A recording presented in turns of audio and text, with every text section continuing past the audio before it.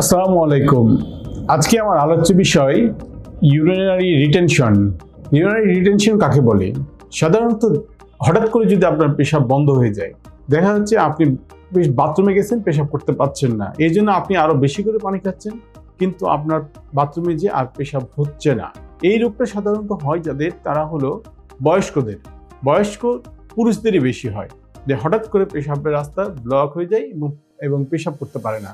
তো পেশাব না করতে পারার সাধারণত পুরুষদের একটাই কারণ, যে ইউরিনারি রিটেনশন বা পেশাব বন্ধ হয়ে যায়, সেটা হলো 50 বছরের বয়সের পরে এই রোগীদের এটা হয়, যে কারণে তাদের পেশাবের রাস্তায় একটা মাংসর পিণ্ড বড় হয়ে যায়, সেটাকে বিনাইল ইনলার্জমেন্ট অথবা ইনলার্জমেন্ট পোস্টেড বলে।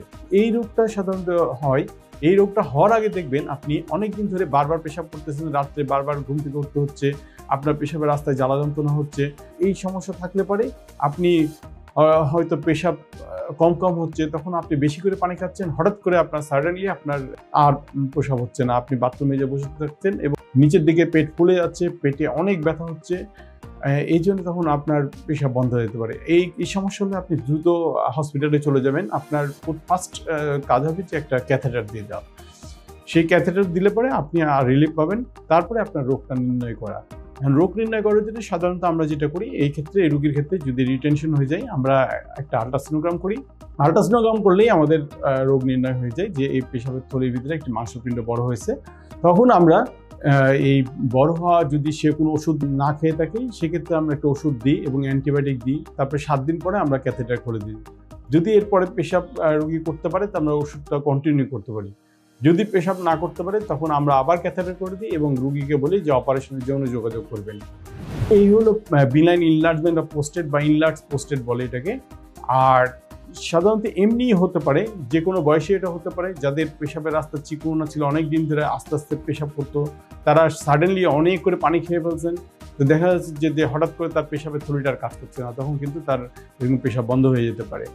মহিলাদেরও হতে পারে। মহিলাদের সেই ক্ষেত্রে আপনার হঠাৎ করে যারা পেশাবের কষ্ট ছিল আগে থেকেই, বেশি করে পানি খাচ্ছে, অর্থাৎ 4-5 গ্লাস পানি একসঙ্গে খেয়ে ফেলছে, পেশাবের থলিটা সাধারণত শাটডাউন হয়ে গেছে, আর কাজ করছে না। পেশাবের থলিটা তো আসলে ইলাস্টিকের মতন, আপনি পেশাব যত জমা রাখবে আস্তে আস্তে বড় হবে, আবার যখন বড় হতে আবার এটা চাপ দিয়ে পেশাবটা বের করে যায়। তো অনেক সময় ইলাস্টিসিটিটা নষ্ট হয়ে গেলে তখন আর পেশাব বের হয় না। তো সেক্ষেত্রে আপনি দ্রুত রোগ নির্ণয় করার জন্য আপনি হসপিটালে যাবেন, সেখানে একটা সুন্দর ক্যাথেটার দিবেন, ক্যাথেটার দেওয়ার পর রোগটা নির্ণয় করবেন। আপনার যদি পেশাবের রাস্তা যদি বন্ধ হয়ে থাকে অথবা পেশাবের থলি যদি কাজ না করে, সেক্ষেত্রে স্পেসিফিক প্রত্যেকটা জিনিসের ট্রিটমেন্ট আছে এবং এই ট্রিটমেন্টগুলো করতে হবে, নাহলে কিন্তু আপনার পেশাবের থলিটা আস্তে আস্তে নষ্ট হয়ে যাবে। ধন্যবাদ।